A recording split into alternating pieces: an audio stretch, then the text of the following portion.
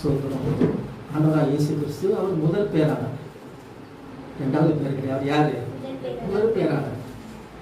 அப்ப முதல் பேரான எந்த ஆண் பிள்ளையும் கர்த்தருக்கு பரிசுத்தமானது என்று எண்ணப்படும் என்று கர்த்தருடைய நியாயப்பிரமாணத்தில் எழுதியிருக்கிறபடி அவரை கர்த்தருக்கென்று ஒப்புக் கொடுக்கும்படியாக ஸ்தோத்திரம் இயேசுவை எருசலேமுக்கு கொண்டு போனார்கள்.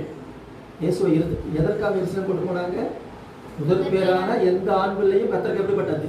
பரிசுத்தமானது என்று எண்ணப்படும் என்று நியாயப்பிரமாணத்தில் எழுதியிருக்கிறபடி இந்த பழைய பார்க்கிறோம். ஒரு ஜோன் காட்டுப்புறாவையாவது 2 புறா குஞ்சுகளையாவது பலி செலுத்தும்படியாக கொண்டு போனார்கள் என்று சொல்லி லூக்கா 2வது அதிகாரம் 23, 24 வசனங்களில வாசிக்கிறோம். அப்ப எல்லாம் பாருங்க, அங்கே எழுதப்பட்டிருக்கிறபடியே என்ன செய்கிறார்கள்? கர்த்தருக்கென்று ஒப்பு கொடுக்கிறதை நாம் பார்க்கிறோம். மறுநாள் இயேசுதான். ஆனால் நியாயப்பிரமாணத்தில் எழுதப்பட்டிருக்கிறபடி அவரை என்ன செய்கிறாங்க? கர்த்தருக்கென்று என்ன செய்கிறார்கள்? ஒப்பு கொடுக்க அவர்கள் அவரை கூட்டிக் கொண்டு போனார்கள் என்று பார்க்கிறோம். இன்னும் ஒரு உதாரணத்தை பார்க்கிறோம். அன்னாள் என்ற ஒரு ஸ்திரியை குறித்து நம்ம பார்க்கிறோம். அன்னாள் தன் முதற் பேரான ஆண் பிள்ளையை கர்த்தருக்கென்று ஒப்பு கொடுத்தார். ஆமென். தன் முதற் பேரான ஆண் பிள்ளையை கர்த்தருக்கென்று ஒப்பு கொடுத்தார். அதற்கு முன்னாடியே என்ன செஞ்சு ஒப்பு கொடுத்துட்டார்? இது ஒரு ஆண் குழந்தை தருவீரானால் ஆளெல்லாம் நான் உமைக்கே ஒப்பு கொடுப்பேன் என்று பொருத்தனையோடு என்ன செய்தார்? ஒப்பு கொடுத்ததை பார்க்கிறோம். முதல் பேரான ஆண் பிள்ளையை கர்த்தருக்கே ஒப்பு கொடுத்தார்.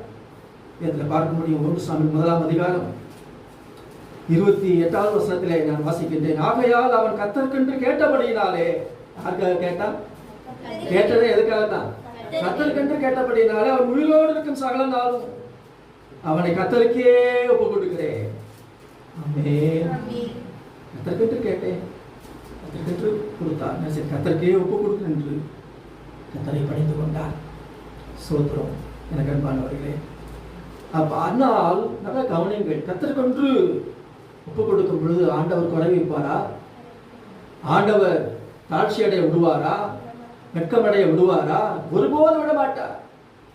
ஆனால் கர்த்தருக்கென்று ஒப்பு கொடுத்ததற்கு பதிலாக அவளுக்கு 3 குமாரரையும் 2 குமாரத்திகளையும் ஆண்டவர் கொடுத்தார். ஆமென். 1 சாமுவேல் 2வது அதிகாரம் 21வது வசனத்தில் வாசியுங்கள். 1 சாமுவேல் 2:21. அப்படியே கர்த்தர் அன்னாளை கடாட்சித்தார்.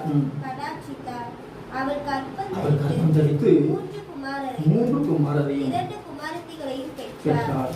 சாமுவேல் என்னும் பிள்ளையாண்டார் கர்த்தருடைய சந்நிதியிலே வளர்ந்தார். பாருங்க, ஒரு சாமுவேலை